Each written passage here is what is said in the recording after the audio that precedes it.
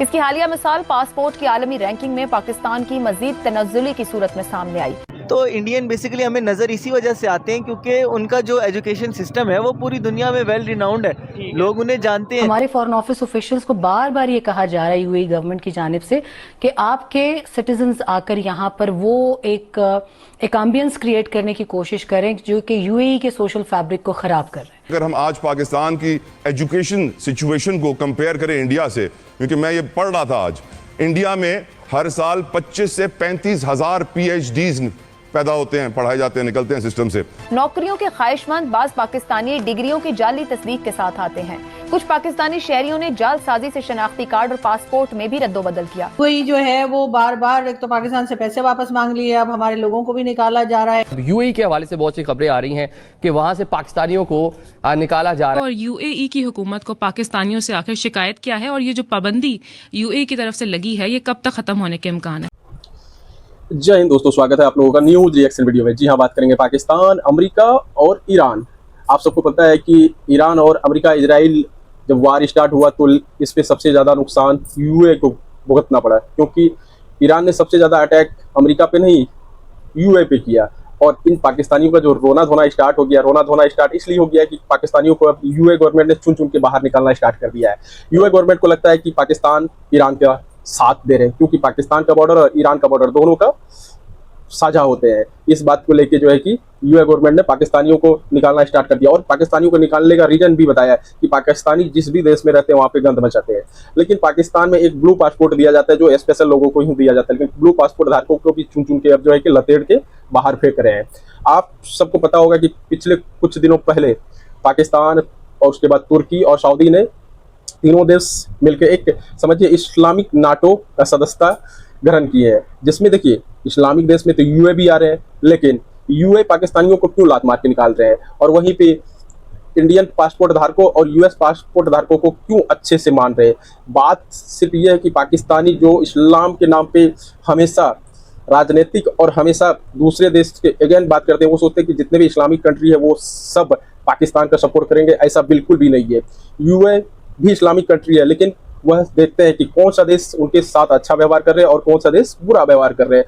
इसलिए कोई पाकिस्तानियों को अब मिर्ची लग गया है बहुत ज्यादा, क्योंकि इंडियन पासपोर्ट धारकों को जो है कि यूए गवर्नमेंट ने जबरदस्त अब प्रोटोकॉल दे रहे हैं। तो वीडियो आप लोग लास्ट तक देखें, और वीडियो अच्छा लगता है तो प्लीज आप लोग चैनल को सब्सक्राइब कर दें।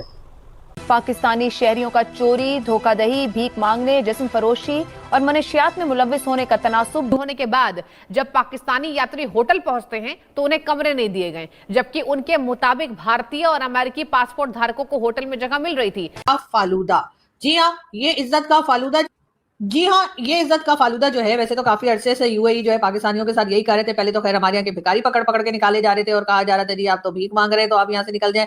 और लेकिन ये है कि हाँ, अब जो है वो कहानी में थोड़ा ट्विस्ट है, और अब जी यूएई ने उन लोगों को भी निकालना शुरू कर दिया है जिनके पास या तो ब्लू पासपोर्ट है या फिर वो कहीं ना कहीं से पार्लियामेंटेरियन है, डिप्लोमेट्स हैं, उनको भी यूएई ने पाकिस्तानियों को रोकना शुरू कर दिया। उसकी मेन रीजन यही है कि पाकिस्तान जो है वो कहीं ना कहीं ईरान के साथ अपने आप को दिखाने की कोशिश कर रहा है। अब क्यों ना दिखाएं भाई, अगर ईरान के साथ नहीं दिखाएंगे, आपको पता नहीं ईरान ने यूएई का क्या हशर कर दिया। तो ऐसे में हमारा तो बॉर्डर लगता है, तो हमारे तो कान के नीचे ऑलरेडी अफगानिस्तान के लोग दो लगा के जा रहे हैं, सोच के हमारे जो भाई लोग हैं उनकी रातों की नींदें उड़ी हुई है कि भाई अब आगे होगा क्या। लेकिन बहरहाल ये तो आने वाला वक्त ही बताएगा, इसलिए कि मुझे जहां तक अंदाजा है तो अफगानिस्तान वाले जो है वो सख्त नाराज है और बहरहाल वो छोड़ने को तैयार नहीं है पाकिस्तानियों को। लेकिन ये जरूर है कि अब इस वक्त जो है वो, जैसे कि आप लोग जानते हैं कि यूएई जो है वो पहले ही पाकिस्तान से नाराज है। तो पहले तो सिर्फ पैसा मांगने के बाद हमें लग रहा था चलो किसी और से पैसा लेके हमारी जान छुटी, और अब हमें कुछ नहीं होगा, और उसके बाद यूएई से ठीक है थोड़ा थोड़ा करके वापस वो पैसा फिर निकलवा लेंगे। लेकिन उससे पहले यूएई ने पाकिस्तानियों को पहले तो भिखारी निकाले, और अब हमारे डिप्लोमेट्स और हमारे जो पार्लियामेंटेरियंस हैं उनको भी निकालना शुरू कर दिया। यानी जो लोग चौड़े हो रहे थे कि हमारे पास तो ब्लू पासपोर्ट है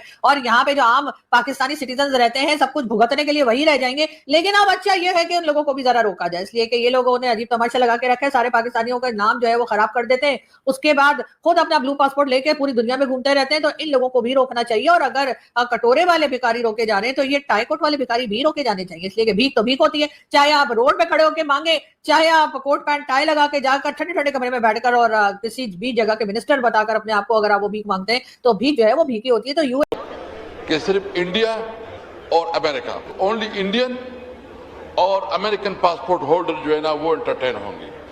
हमारे पाकिस्तानियों के साथ सलूक अच्छा नहीं हुआ।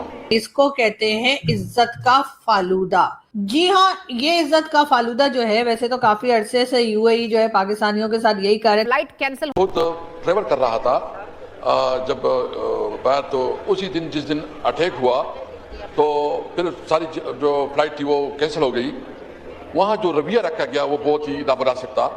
यानी अनाउंसमेंट हो रही थी कि सिर्फ इंडिया और अमेरिका, यानी मैंने खुद, मेरे साथ कुछ पाकिस्तानी थी तो उसने कहा कि यार हमारा तलाल साहब ये बड़ी इंपॉर्टेंट एक चीज़, ये जो अभी उन्होंने बात की जरा रिपीट कर दीजिए। देखिए, मैं चूंकि फिर बात कहूँ कि यूएई के बारे में हमारी बहुत रिस्पेक्ट है, हमारी ख्वाहिश है कि यूएई के साथ हमारे ताल्लुकात मजीद बढ़े। जैसे ही जंग शुरू हुई तो फ्लाइट कैंसिल हो गई, हम परेशान थे। उधर से जो है ना हम मजीद फ्लाइट लेना चाहते थे या इंफॉर्मेशन लेना चाहते थे या होटल जाना चाहते थे, हमारे पाकिस्तानियों के साथ सलूक अच्छा नहीं हुआ। हमें वो जो उसके स्पीकर थे उस पर अनाउंसमेंट कि सिर्फ ओनली इंडियन और अमेरिकन पासपोर्ट होल्डर जो है ना वो एंटरटेन होंगे। मैंने खुद एहतजाज किया, बात की कंसर्न लोगों के साथ। उसका रवैया जिस तरह होता है मुझे उस पर अफसोस है। मैं ज़्यादा से ज़्यादा चूँकि डिप्लोमेटिक मोड है, तो उस दिन मैंने महसूस किया कि पाकिस्तान के साथ जो रवैया है वो मुनासिब नहीं।